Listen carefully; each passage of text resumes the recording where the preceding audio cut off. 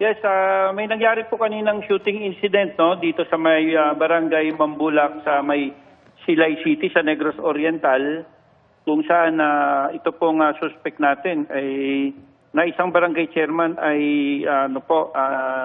pinaputukan po yung mga tao dito po sa may harapan ng kanilang headquarters, no? Parang political headquarters nila. Wherein meron po tayong biktima na Siyam po ang victim sa atin dito. Dalawa po ang dead on arrival po. Injured po yung point dito. Yung suspect po ba hawak na ninyo?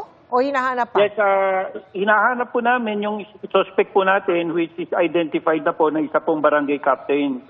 At ongoing pa po yung manhunt sa kanya. Kasalukuyan po. Opo. Masasabi po ba na itong kaguluhang ito ay election related, sir? Since kinoconsider na po natin yan kasi it happened during election day. At the same time po, ang suspect po natin ay isang barangay captain. Pero yung mismong motibo po ay iniimbestigahan po natin. Iniimbestigahan pa po namin. So wala pa po akong exact details, ma'am, na maibigay po sa inyo. All we have now is meron po tayong na tinamaan na Siyam wherein yung dalawa po ay namatay po, dead on arrival. At yung isa pong suspect ay na-identify na po natin na isa pong barangay captain. Opo. Kamusta naman po yung proseso ng pagbobotahan? Sir, naka-apekto ba yan?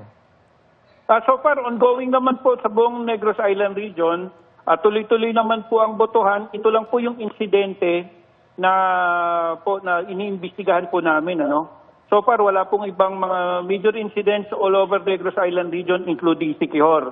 At nakatutok po kami ngayon sa pag-manhunt, pag-aresto po dito sa suspect po natin na si Barangay Captain at ang kanyang mga accomplices po.